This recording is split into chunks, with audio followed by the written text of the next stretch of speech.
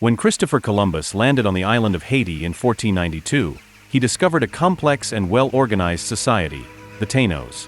These indigenous people, who called their island Haiti or Land of Mountains, had developed a prosperous civilization with an elaborate social organization, advanced agricultural practices, and a rich spiritual culture. But where did these first inhabitants of Haiti come from?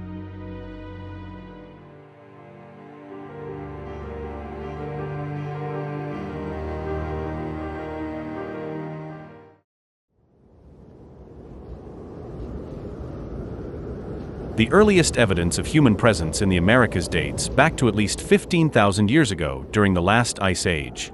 The theory is that people crossed a land bridge between Siberia and Alaska, known as Beringia, which was exposed due to lower sea levels. This land bridge connected Asia and North America, allowing early humans to migrate from Asia to the Americas. Recent archaeological discoveries, such as the ancient footprints found on Canada's Pacific coast in 2018, suggest that humans may have arrived in the Americas earlier than previously thought, possibly as much as 15,000 years ago or even earlier. However, further research and analysis are needed to confirm these findings and to better understand the complex and dynamic history of human migration and settlement in the Americas. The first people to migrate to the Americas were likely nomadic hunter-gatherers who followed herds of large mammals, such as mammoths and bison, as they moved across the continent. These early people had simple stone tools and relied on hunting and gathering for their subsistence. The island of Hispaniola, which is now divided between Haiti and the Dominican Republic, was first populated by indigenous peoples known as the Taino. The exact timing of the Taino arrival on the island is uncertain, but it is believed to have occurred around 5,000 years ago, based on archaeological evidence. Linguistic evidence suggests that the Taino people may have originated from the Arawak-speaking peoples of the Orinoco River region in South America. Some scholars believe that the Taino language evolved from an earlier Arawak language that was spoken in the region. Archaeological evidence also supports the theory that the Taino people migrated from South America to the Caribbean islands. Excavations of archaeological sites on the islands have revealed similarities in pottery styles, agricultural practices, and other cultural elements between the Taino and Arawak peoples of South America. It is believed that the Taino gradually settled on the islands of Hispaniola, Puerto Rico, Jamaica, and other nearby islands. Some scholars suggest that the Taino people may have arrived on the islands by canoe or raft, while others believe that they may have traveled on foot across land bridges that once connected the islands to South America. The Taino were a complex and sophisticated civilization with a rich culture and social organization. Their society was organized into chiefdoms, each with its own leader who oversaw the political, economic, and social affairs of their community. The chiefdoms were organized hierarchically, with each chiefdom having a supreme leader who oversaw a group of subordinate chiefs. One of the key features of Taino society was their complex agricultural system. The Taino on Hispaniola and other Caribbean islands cultivated a variety of crops, including maize, cassava, beans, and sweet potatoes. They also practiced fishing, hunting, and gathering. The Taino were also skilled artisans and craftsmen, producing a wide variety of goods including pottery, textiles, carvings, and jewelry. They were skilled in weaving and spinning, and also made intricate wooden carvings and stone sculptures. Religion played a significant role in Taino society, with the Taino practicing a complex and nuanced belief system that included various deities and spirits. The Taino believed in a creator god, as well as a variety of other gods and goddesses associated with specific aspects of the natural world, such as the sun, moon, and sea. They also believed in the existence of spirits, including ancestral spirits, and had a complex system of rituals and ceremonies associated with their religious practices. Music and dance were also important parts of Taino culture, with the Taino using a variety of instruments including flutes, drums, and maracas. They also had a rich tradition of dance, with many dances associated with religious ceremonies or other important events. But as the Taino thrive in their own world, their lives were about to be changed forever by a man born over 7,000 kilometers away from them. The name of this man was Christopher Columbus. It has long been accepted that Christopher Columbus was born in Genoa, Italy, in 1451. However, recent studies suggest that he may have been from a family of Sephardic Jews, likely originating from Spain. He may have concealed his Jewish origins to escape the pervasive anti-Semitism in 15th century Europe. He had little formal education but developed an interest in geography and navigation from a young age. Columbus became a sailor at the age of 14, working on various ships and eventually becoming a captain. In 1477, Columbus moved to Portugal, where he began to develop his idea of finding a new route to Asia by sailing west across the Atlantic Ocean. He believed that by doing so, he could establish a lucrative trade route for the Spanish crown, which would help finance a Christian crusade to retake the Holy Land from Muslim control. In 1484, Columbus presented his plan to King John II of Portugal, but the king rejected it. Columbus then turned to Spain, where he wanted to gain the support of King Ferdinand II and Queen Isabella I of Castile. On May 1, 1486, permission having been granted, Columbus presented his plans to Queen Isabella, who, in turn, referred it to a committee. The learned men of Spain, like their counterparts in Portugal, replied that Columbus had grossly underestimated the distance to Asia. Despite this rejection, the sovereigns decide to take Columbus under their protection so that he does not sell his idea elsewhere, and also they can keep their options open. But after several years of lobbying, Columbus finally, in 1492, received the approval of the monarchs to fund his voyage. After he received the approval of King Ferdinand and Queen Isabella to undertake his voyage, he began preparations for the expedition. Columbus spent several months gathering supplies and recruiting crew members for the voyage.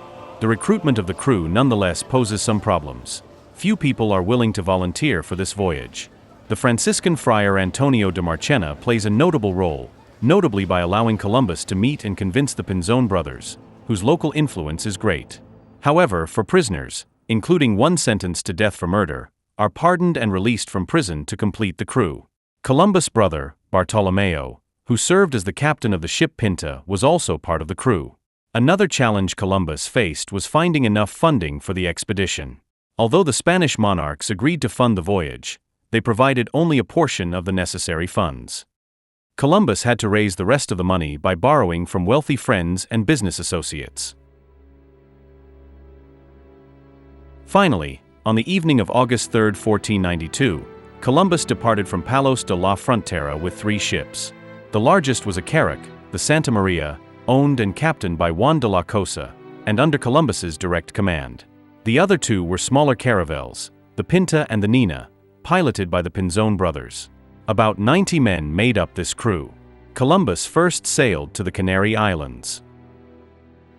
There he restocked provisions and made repairs, then departed from San Sebastián de la Gomera on September 6, for what turned out to be a 5-week voyage across the ocean.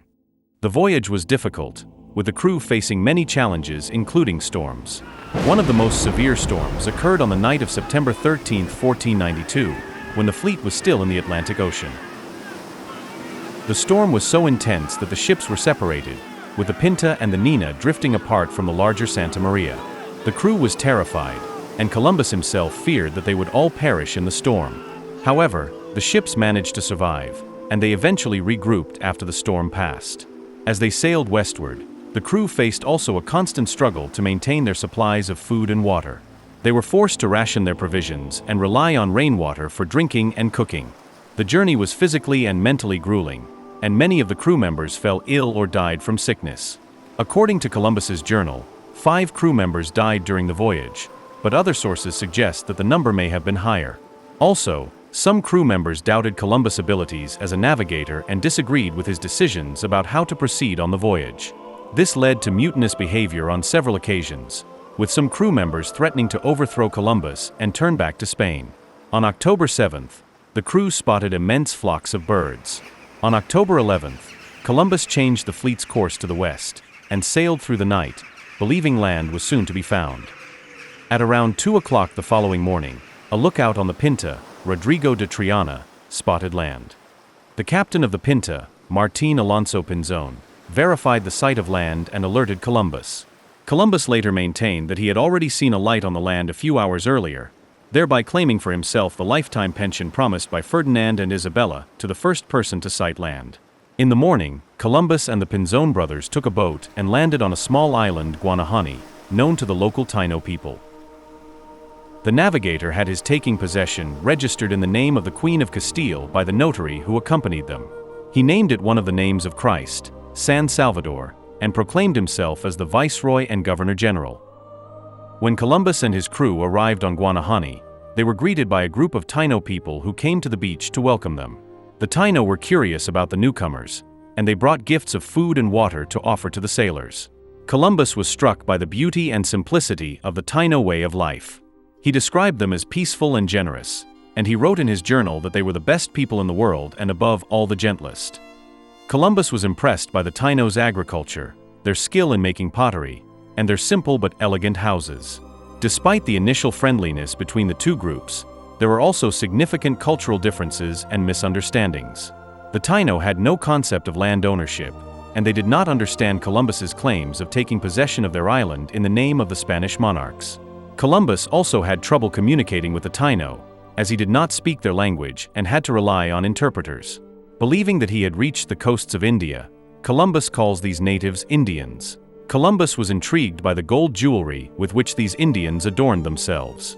During this first contact, communicating by gestures, by dint of repetitions and despite some misunderstandings, the Tainos told them that gold was found in large quantities on a large island located to the southeast, inhabited by populations of cannibals that are hostile to them. On October 28, Columbus landed on the large island indicated by the Tainos, in a bay now called Bay of Bariay.